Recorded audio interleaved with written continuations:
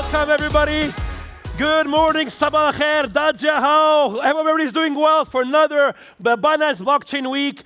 We're going to have a lot of fun over the next couple of minutes, really to cover everything that's happening on the future of client asset allocations. My goal over the next couple of minutes is very, very simple. We want to share with you what we are seeing on the global institutional side, capital flows, and my goal is that with that, empower you with that information, then you can make your own decision on what the impact will be on the future of our industry, the future of our different businesses, and of course, on each one of us as investors as well. My name is Henri Arslanian. I've been in crypto since 2014. I'm the co-founder of 9 Blocks. We're the first VAR-regulated crypto hedge fund, a multi-strategy crypto hedge fund. I'm also the founder of ACX, the world's largest crypto compliance services firm. And where most of you know me, I'm the host of Crypto Weekly on CNBC Arabia here, watched by 60 million people each week. I promise you're going to make it interesting, exciting, and most importantly, insightful, because we have a dream team panel with us today. Jessica introduced them quickly, but I just want to give you guys a quick background on some of these individuals. Michael Martin from Julius Baer, who'll start with us on the other side. Believe it or not, when he was young, he used to play tennis with Roger Federer. Here we go, and I don't know how you ended up in crypto, but someone did something wrong in that process for sure. Michael Reed, obviously from Franklin Templeton. When he's not busy on crypto, by the way, he used to be, and I kid you not, an opera singer, professional. He's even sang at baseball and sports teams, and he collects pinball machines in his spare time. Think about it, you know? That's actually got a very exciting area as well. Catherine needs no introduction as the head of VIP at Binance. Hey, something fun about Catherine. She's on her spare time, she's an avid sommelier. She's done all the classes, so you want some advice on wine? Catherine is the right person to go to. My good friend, Ronit Ghost, the global head of future of finance at Citi Institute. Ronit, by the way, before he got into banking, I kid you not, used to work for a UK prime minister. What's his name again? I always forget. Edward Heath. Edward Heath, here you go. So again, all paths lead to crypto. And of course, last but not least, Tony Ashraf, the MD and Global Head of Digital Asset Transformation at BlackRock. In Scotland, he became a black belt at the age of 8 at karate. So be careful. With all the crypto kidnappings now, he's the guy you want to have next to you on that perspective. Great to have you with us as well from that perspective. Tony, I'm going to start with you, Tony, as we kick off the panel. There's obviously a lot of buzz about we're seeing inflows, the ETF, institutional adoption. From a BlackRock perspective, what are you guys seeing more generally on the market interest?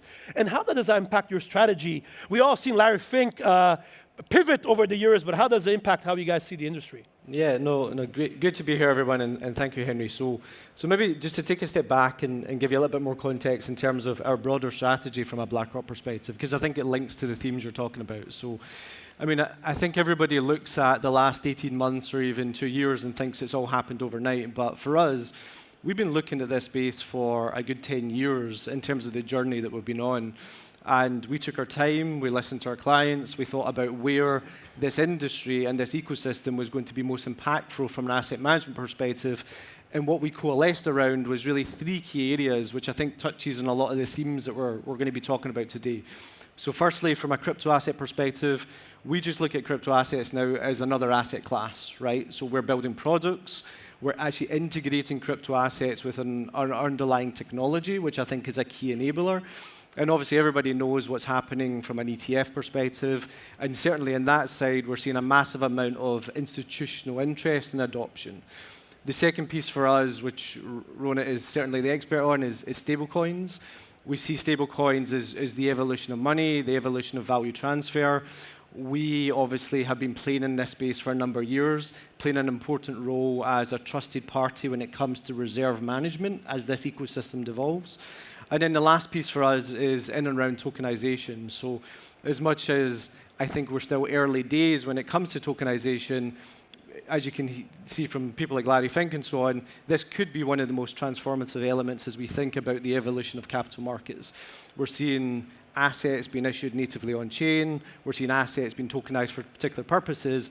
But the key area that we've been leaning into is how we use tokenization as a means to distribute our products.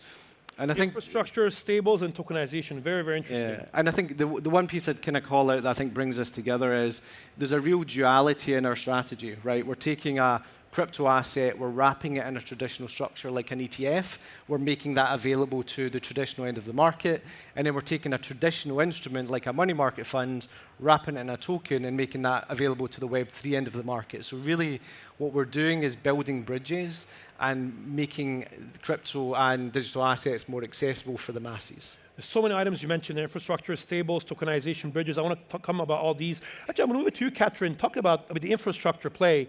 I know Binance has done a lot of amazing stuff in the last couple of years, but one of them is this crypto as a service on the infrastructure side.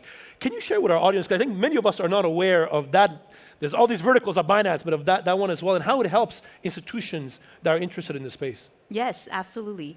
So in the seat of Binance, what we have seen, since the introduction of Bitcoin ETF, and also just much more clarity around the world in terms of a regulatory framework, is there are a lot more traditional finance institutions who are now, again, similar to BlackRock, who has been watching the industry for 10 years. Many banks and intermediary brokerages house, security houses, essentially what they have come to conclusion is crypto is a very important asset class that they had to add to their offering. Otherwise, they might risk becoming irrelevant.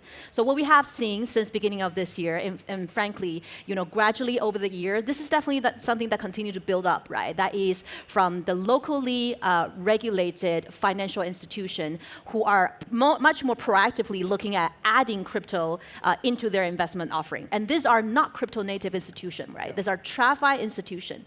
So Binance officially announced crypto as a service. To be honest, this is something that has been around. Binance has always had this infrastructure ready, but obviously in order to better serve the regulated financial institution around the world, we put together a much more stronger module to essentially allow a better customization as per local regulatory requirement to help these newly entering financial institutions to offer crypto using Binance's most superior liquidity and also #1 market infrastructure. Interesting. Actually, on the infrastructure side, I'll move it to you, Michael, actually. When Catherine mentions a traditional financial institution that was not in crypto, of course, Julius Baer, I mean, no offense, was one of them for a while. How do you think of, on the infrastructure side, is needed or is still missing to see banks like Julius Baer get even more involved? Because you guys done a lot of work the last couple of years on that in this front. Thanks for the question, Henri. Yes, Julius Baer was one of the first banks to engage with crypto. We've had an offering for 5 years at this point, including spot trading and custody. And what we're really seeing in the market is that this year there's been a huge demand on the ETF side, right? Okay. Which sort of, to answer your question, what's required on the infrastructure side, ETF seems to be that vehicle which is sought and coveted by investors. And it really enables allocation into crypto in a very streamlined manner on the institutional side. We've seen flows on the crypto's ETF side outpacing spot trading anywhere, let's say volume-wise, 5 to 1. So 5 times more interest for a crypto Yes. ETF than actually spot. Yeah, rough numbers, but that's. What do you think that's the case, though? I mean, because they can borrow on the back of it. There's no custody questions. Well, it's mostly people buy what they are made aware of, and BlackRock's done a fantastic job of marketing IBIT. So I think that's one of the main reasons why they would allocate to ETFs rather than spot. For example. So actually, on the infrastructure part, Ronit, I'm going to move it to you. There's obviously, we mentioned before how obviously ETF is being very successful. I mean, the Bitcoin ETF is the most successful ETF launch in history. I mean, 5,000 ETFs launched, 30 years of data. We just saw some reports recently on the revenue figures that it's providing to BlackRock. Very interesting. But we mentioned before stablecoins, right? To what extent are even stablecoins, you believe, if we put the ETF aside, the entry point for these institutional investors, or ETF stablecoin providers will make the money and the financial institutions are not going to benefit from this? Sure. I think it's a combination of the BlackRock and other funds who've launched crypto native products and tokenized products on the one hand, and stablecoins on the other hand. Those are the kind of twin engines that's driving institutional interest in the space. So I've begun looking at this since I met Henri, actually, in Hong Kong. I think it was 2015, Henry? I Yeah, a don't long know. time ago. It was, early, it was only Bitcoin then. Yeah, our hair was blacker then or whatever. So it was like, I used to go to Hong Kong a lot. I was still based in London. Henry was in Hong Kong. We're both now in the UAE, but back then. And I went down this rabbit hole. But for us as a bank, and one of the oldest, largest banks in the world, it was a curiosity that wasn't really commercially relevant until all three of these gentlemen on stage, who are all big clients, counterparties of ours, began getting involved. So when you have like the biggest, or one of the world's biggest asset managers involved in, and I think there was this big article by your CEO and your COO yesterday, which you haven't seen, you should download and read. Yeah. And you got the CEO of one of the world's biggest asset managers saying tokenization is the future of finance. Obviously, so we call ourselves the sell side, they're the buy side. We on the sell side are like, okay, we need to be interested. Now, my bit of Citi is always been looking at these topics because we're like a forward-looking institution. But the BAU parts of the bank also have to look at this. Stablecoins are important because stablecoins, from our perspective, really becomes a big thing because the US government are fully behind it, the US administration. Yep. This current administration, and that's a game changer. And that's why I think it's such a big thing. Stablecoins have been around, as all of you know, for over a decade as a cash token on-chain to do settlement. What's changed is that stablecoins are now beginning, and it's early days, beginning to break out of the crypto-native world into more of the rest of the world. Yep. And the fact that the US administration's behind it, that means every US bank has to have an interest in it. I mean, over the next 3 years, they need to adopt stable coins or like cash and cash equivalents. But actually, I'll move it, maybe a related question. Maybe I'll move it to you, Mike, on this. I mean, obviously with Franklin Templeton, again, probably like Ron a couple of years ago, it would be unthinkable to think about crypto. Do you believe the career risk element has gone down for anybody at a traditional financial institution? The reality, that's always been a problem in this industry, right? Especially post the collapse we had in 2023 or 2022, you would bring this idea up of crypto. I mean, you get killed on the IC, right? Do you believe the career risk now is lower post-government intervention or government initiatives and industry changes? Yeah, well, I mean, the first thing I'd say is a few years ago, if you'd brought up crypto at our firm, you wouldn't have been shunned at all. We actually started building authentically on blockchain rails in the late 2010s. So we've been in this space for quite some time. So it's not that big of a shock, the way things have gone. It's something we kind of predicted in our business a while ago. But what I would say is that there's a couple different risks that people who are involved in traditional finance need to think about. The first is the volatility of returns can often translate to the volatility of your relationships. So a lot of people are still a little tentative about getting into crypto because they know the volatility can be super high.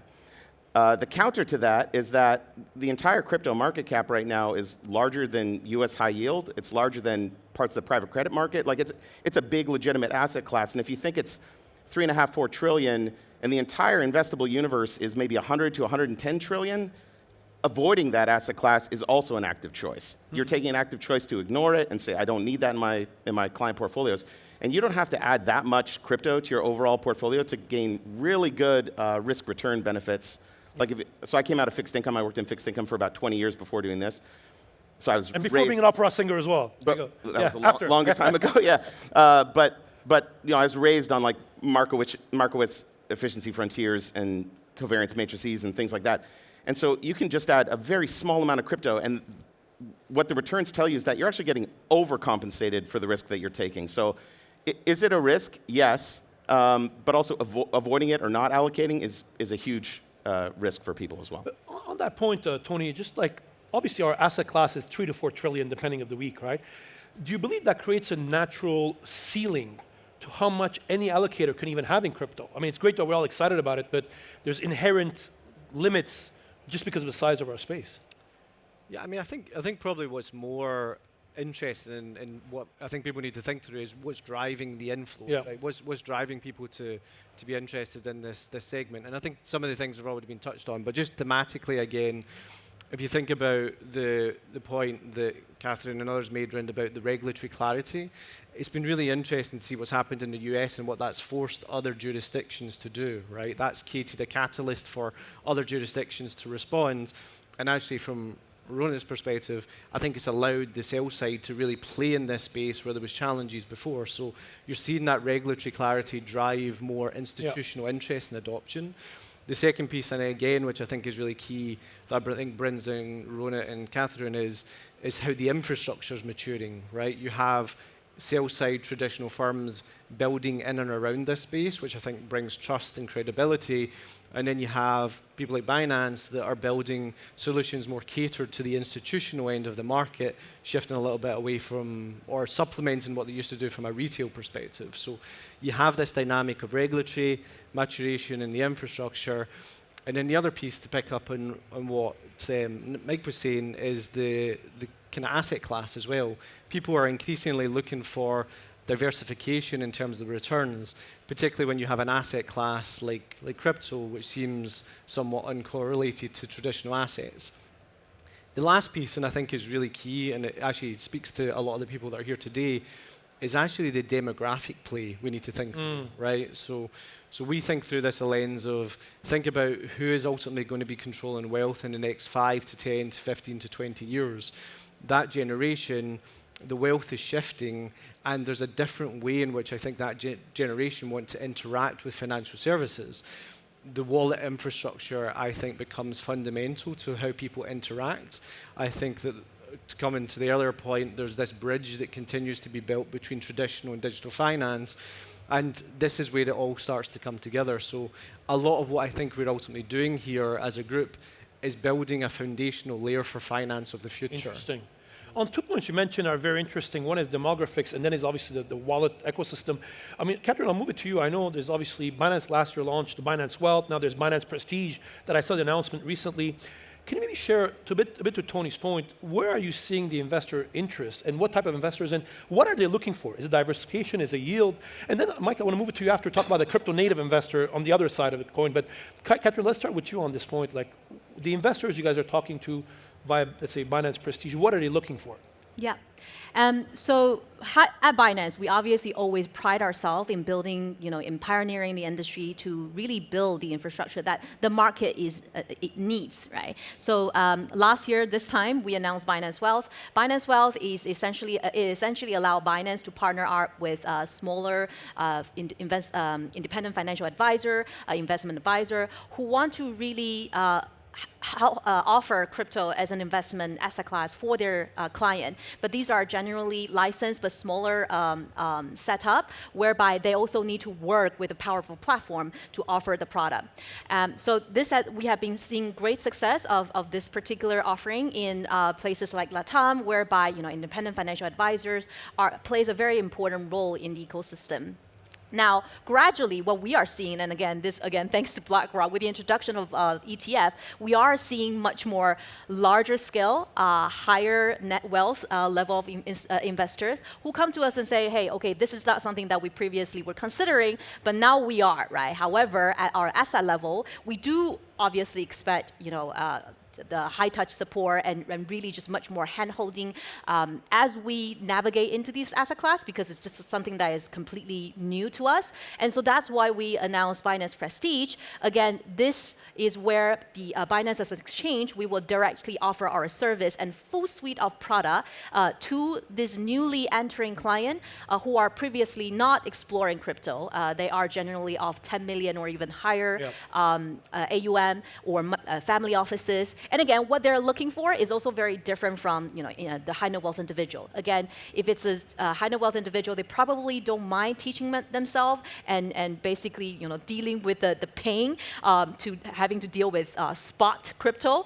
Whereas the more professionalized family office or ultra high net wealth individual who has been served by the like of private banks, they would be in searching for something that is more tailored to their need, right? For instance, yield generating solutions or active management depending on their risk preference. So again, all of these, this is why we designed Binance Prestige to offer the tailored solutions. Interesting. Michael, I'm just going to come back. I just want to go directly on this point, Michael, just quickly on what Catherine mentioned.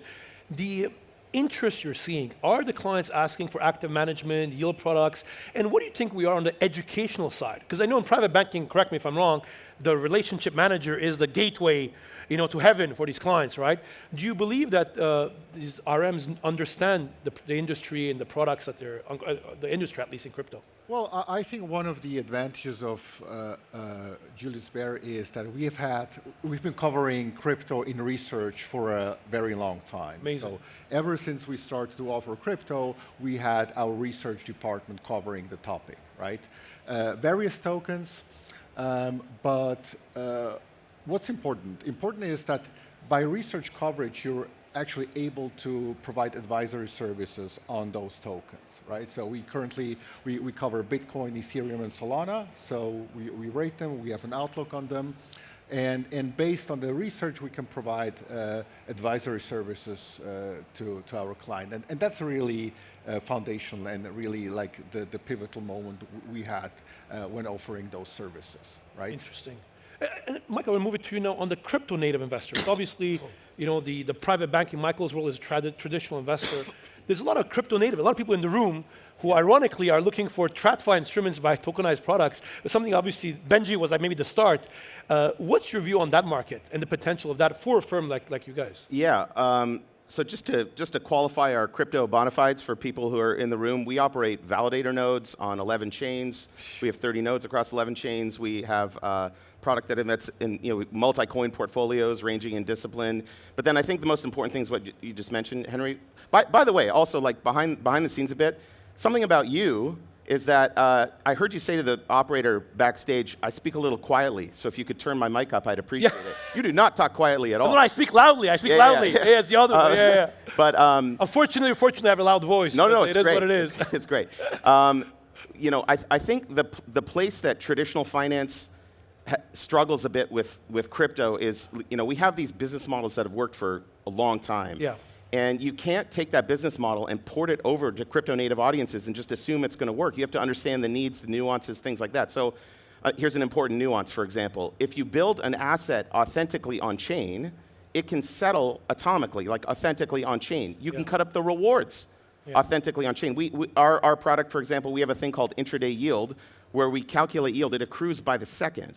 So when we pay yield, if you transfer someone that asset at 3:40 in the morning on a Sunday, not only does it authentically settle at 3:40 in the morning, but you begin accruing yield for the day at 3:40 in the morning. The way it should be, actually. So it's the way it should be. And so there's a lot of assets out there that have off-chain book of records that are mirrored on-chain, and then the settlement occurs when the regular market's open. But the bulk of crypto trading is done on APAC hours.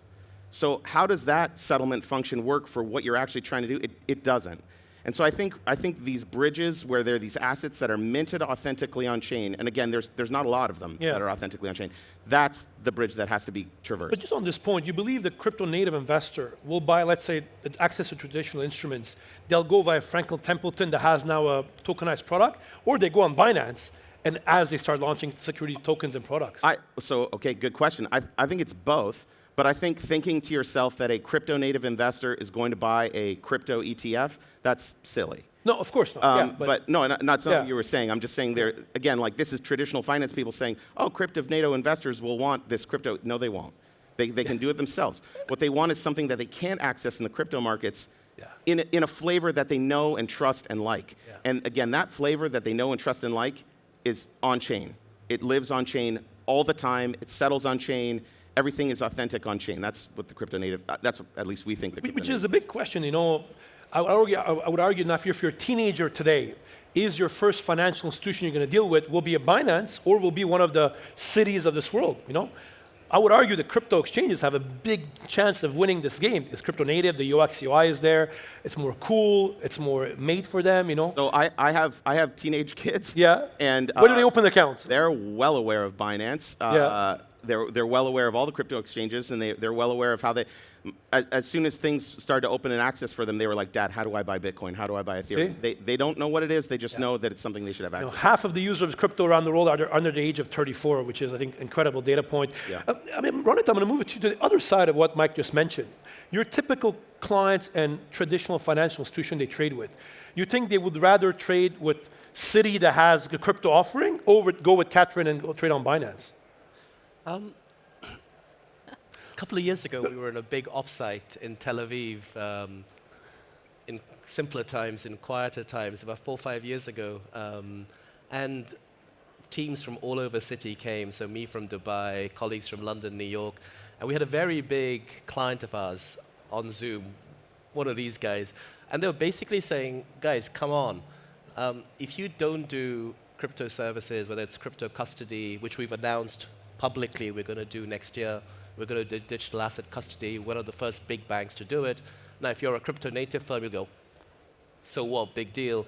But it's huge for us because for many of our clients who may not be as sophisticated as these guys on the panel, they'd rather deal with one of their existing players. Yeah. So there's a kind of stickiness to, I'm giving you, crypto is huge, but the global financial assets are over 100 even trillion, bigger. right?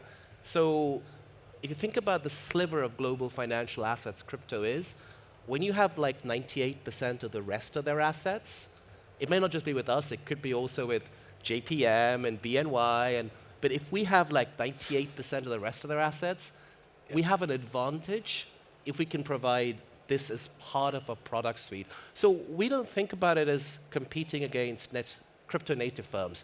It's not, Really? It's not us versus Binance.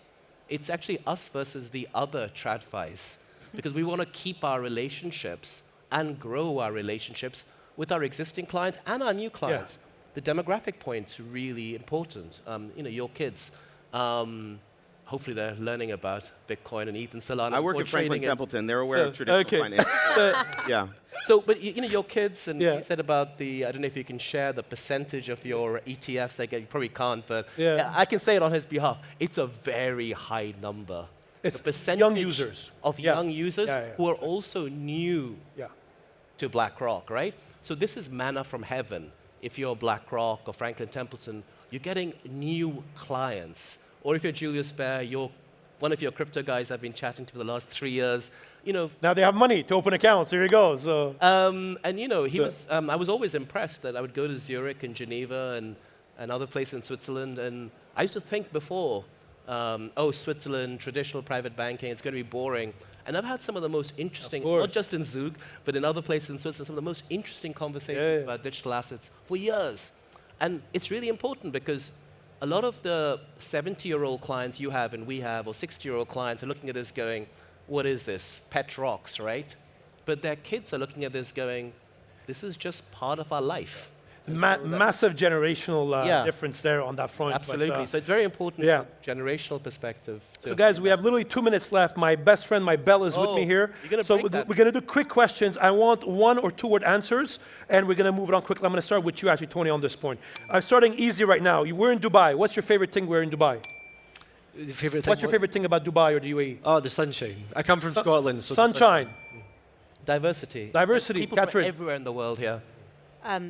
Booming crypto scene. Beautiful, of course. Yeah, I came from snow, warmth. Yeah. Yeah. Energy to people. I'm starting now with the tricky questions. You can hold 1 coin. For the rest of the next 10 years, you're not allowed to hold. Oh, come on, dude. Not Bitcoin and not BNB, to be fair today. What coin would you hold? Hyper. Hyper, interesting. Maybe Sol? BNB. You're not allowed BNB. You're not allowed BNB. Yeah. Run it. I can't answer that question. I'm sorry, I can't answer either. But what I would say is what's going to be interesting You're going to get fired. That question traditional instruments that come on chain. What is the best advice you've ever received in the crypto space? I mean, for me, it's just continue to learn, right? I mean, this is a massive learning curve for everybody in this space. I think network effects, a bit like what he said. It's an amazing network. Learning. Best advice you ever get in the crypto advice? Oh, convergence is happening, so embrace it. Try new things, break stuff. Zoom out. Zoom out. Zoom out. Michael, if you're not in the crypto space, what other industry would you be in? Research. Research. Academic research. Yes. Opera. Opera, here we go. As a wine merchant, I think I would stick to crypto. Food critic. Food critic. Ooh, I like eating. Tony. Some kind of design type role. I'm starting with you, this one, Tony. You have a chance of launching a new crypto startup. You have the choice between these 4 co-founders. Who do you pick? Elon Musk, CZ, Mr. Beast, or Kim Kardashian? I mean, I think I have to say CZ, like, given where we're at, right? Mr. Beast. Mr. Beast, well, interesting one. Catherine? I would say CZ, but secretly I would want to try Kim Kardashian. Probably CZ. CZ? Same here. Man, he's popular. And to finish it off, guys, that panel, you can have lunch or dinner with one person, dead or alive. Lunch or dinner, one person, dead or alive. Who would you have lunch and dinner with? Warren Buffett, as long as he's alive. Here we go. And you maybe change his crypto view as well. Stole my answer. Maybe CZ. Here we go, man. You have the chance to do it here this week. Yep. Lunch or dinner with one person. I was going to say Warren Buffett, but since he stole my answer, maybe Kim Kardashian. Run it. You, clearly. How And about that? I was going to Very say my nice. wife, but that'd be too cheesy. Tony, to finish off the panel on the future client asset allocation, you can have lunch or dinner with one person, dead or alive. Who do you have lunch or dinner with? I would choose this whole panel. My God, you look at that. Guys, thank you very much. That was a great panel. Thank you very much, everybody.